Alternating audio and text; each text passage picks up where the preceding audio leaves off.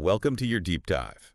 So if you're fans of Kendrick Lamar and SZA, you've probably had their new track, Luther, playing quite a bit. Oh, definitely. It's been buzzing. Yeah, so we've got the lyrics here, the YouTube transcript too, and basically our mission today is to, really unpack this song for you folks who follow their music closely. What's going on in Luther? Exactly. And I think the first thing that really jumps out looking at the material is this huge theme of like idealized love. It's almost utopian, the level of devotion. Utopian, yeah. Kendrick and SZA, they seem to be building this perfect little world just for their loved one. It's something I think fans will recognize, this emotional world building they do. Okay, let's dig into that then, this idealized love idea. Because you're right, both of them, they paint these, well, incredibly vivid pictures.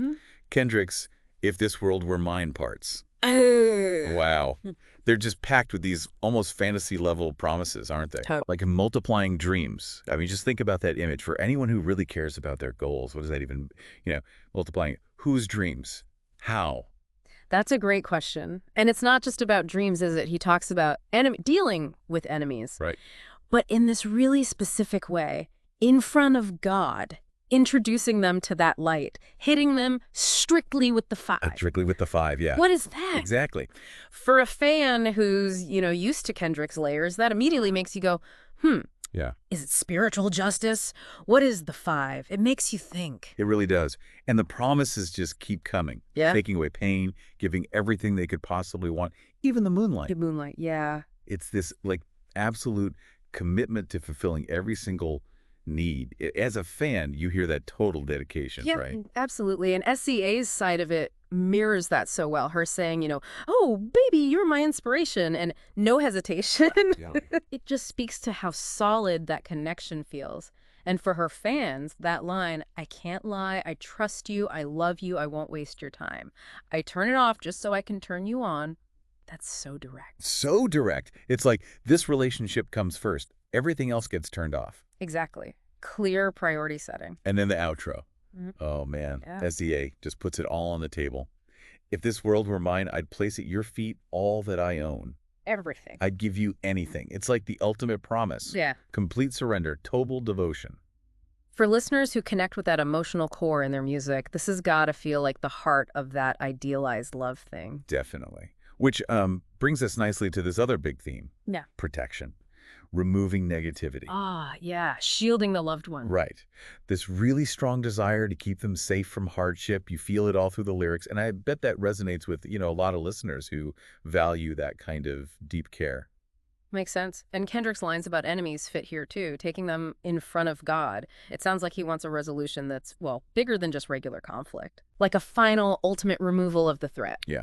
And that phrase, again, hit them strictly with the five. Still kind of mysterious, but it definitely sounds decisive. Like dealing with obstacles firmly for the partner's sake. What do you think fans might make of the five? It's compelling, isn't it? And maybe even more direct is just the line, take away the pain. Oh, yeah. So simple, but so huge. It's such a basic human thing, right? When you love someone, you just want their hurt to go away. It really shows the depth of empathy there, which I think feels very true to the emotional worlds they usually build in their songs. But it's not all just like grand protection and fixing things.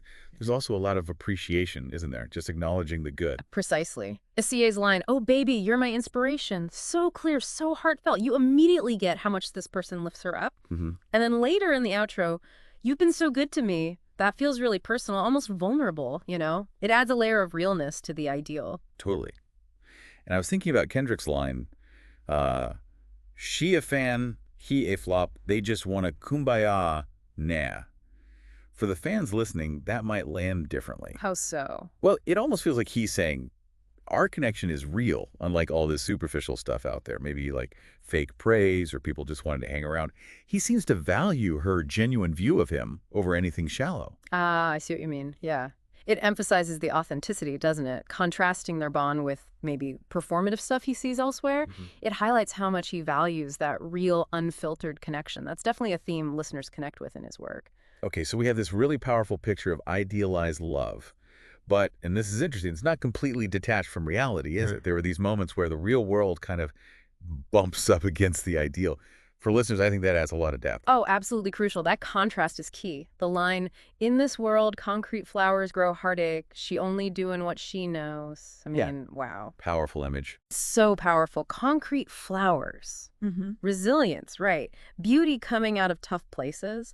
But then acknowledging heartache, past experiences shaping someone, it adds complexity. It stops it from being just aspirational. Fans who like nuanced stories will pick up on that. It really grounds it, yeah. Life isn't perfect, Yeah. but love can still grow there. Yeah.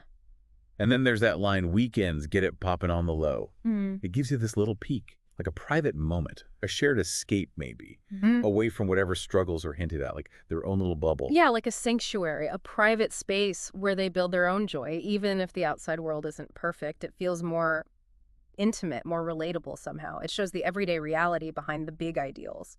And speaking of intimacy, the lyrics definitely go there. They explore that connection, physical and emotional too. Definitely. Those lines, "it go in when you soul," they're pretty intense. Yeah. It paints a picture of something really deep, beyond just physical, like a merging of souls.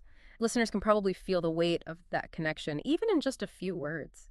And Kendrick's line, I might even settle down for you. That one really jumped out at me. Mm-hmm. It's significant, right? Yeah.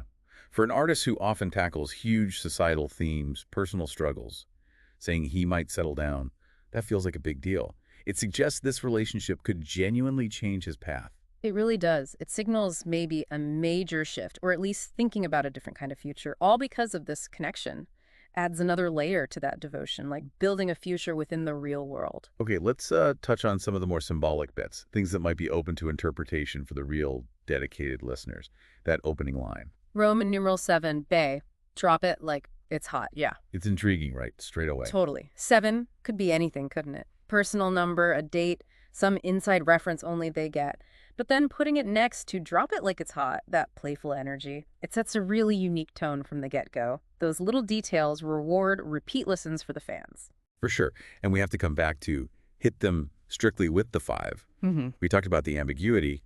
What are some ways fans, knowing their work, might interpret that? Well, the obvious one maybe is the 5 senses, like overwhelm the enemies sensorially. Could be. But, with Kendrick, people might dig deeper. Spiritual meanings, like a 5-pointed star for protection, or maybe some philosophical thing he's referenced before. The fact that it's not explained is what makes it cool, right? It invites you, the listener, to figure it out. Definitely keeps the fan forums busy, I bet. And lastly, concrete flowers grow. We mentioned it, but it deserves another nod as a really powerful symbol. Oh, absolutely. It's just such a vivid metaphor. Resilience. Beauty from hardship. Anyone familiar with hip-hop history and themes will likely feel the weight of that image, overcoming tough circumstances, finding strength. It's like hope and grit wrapped up together. So wrapping this up a bit for the Kendrick and SZA fans tuning in, what are the big takeaways from digging into Luther? I think ultimately Luther is this really rich, layered look at idealized love. You've got this intense desire to protect, to cherish, to create a perfect world almost. But what makes it so compelling and probably relatable for listeners is that it doesn't ignore the tough stuff.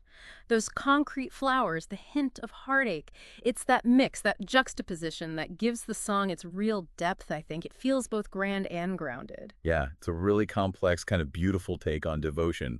Makes you think about, how far you'd ideally go for someone, but also how that fits with, well, just life, the messy part. Exactly. It really leaves you thinking about the power of love to inspire these huge ideals, even when the world itself isn't ideal at all. Well, thanks for taking this deep dive with us today. Hopefully this gave you all some new angles on Luther. And maybe something to ponder for you, the listener. Which parts of this clash, this interplay between the ideal love and the real world challenges, what resonates most with you? In your own life or just in how you hear their music? It's definitely something worth thinking about after the track ends.